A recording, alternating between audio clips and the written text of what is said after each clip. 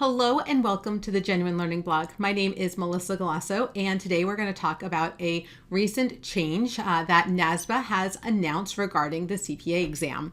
Now, we did previously talk about the exposure draft that had originally talked about extending the 18-month period to sit and pass the CPA exam to a originally 24-month period. However, the board of directors decided to go a little bit of a different route.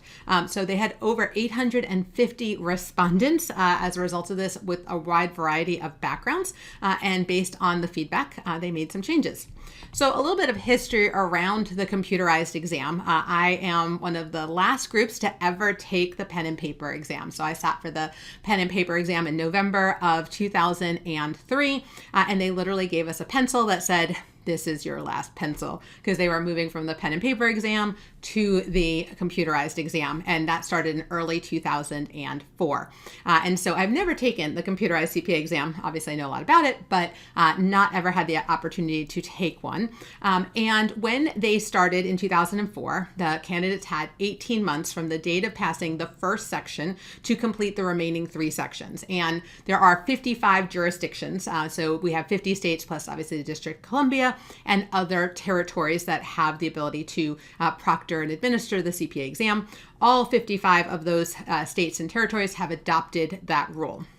And so for 20 years now, almost, we have been using this 18-month window as we go through. However, many things have happened recently, COVID probably being one of the bigger ones where people couldn't sit for the exam for a period of time. They were having their time lapsed. And so disruptions from the pandemic mixed in obviously with a big pipeline issue that we're all very aware of.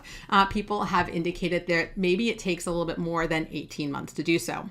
And so on April 21st of 2023, the NASBA board did vote to amend Rule 5-7, and it increases the length of time for your conditional credit from 18 months to 30 months. And that's a pretty big deal.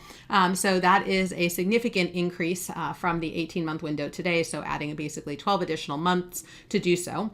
And it bases the calculation of the conditional credit based on the date that the scores are released. So instead of using the date that you sat for the exam, it takes a little bit of time from the day you sit for the exam for the scores to be announced. And so as a result, with the movement in January of 2024 to the new CPA exam as part of CPA evolution on January 1st of 2024, we're going to start with a new exam and we're going to go to the core plus discipline approach, which we've talked about on the blog before.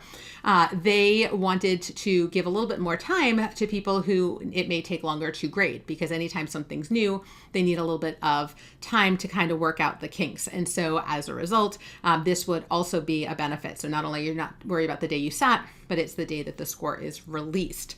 Now, here's the key.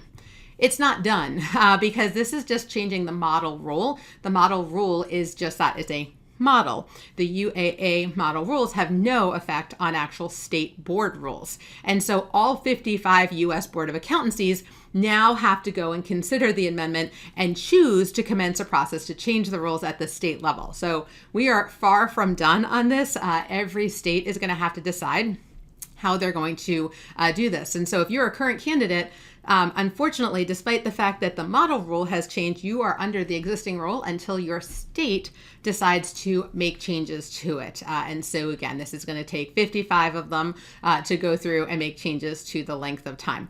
So again, NASBA focuses on writing the rules, but then each jurisdiction decides how candidates ultimately get licensed, right? They decide the education requirements, they decide the processes. And so that's all done by the State Boards of Accountancy. So as a result, this is something that we are going to have to monitor. So whatever state you're in, you should be talking to your State Board of Accountancy and your state society and see where they stand on this process.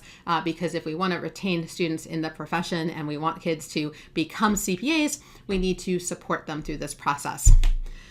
All right, so it was a pleasure chatting with you guys on changes to the CPA exam. Hopefully, if you have any staff or other people who work for you who this impacts, you can let them know. They probably have heard because they're usually the first to know with social media, etc.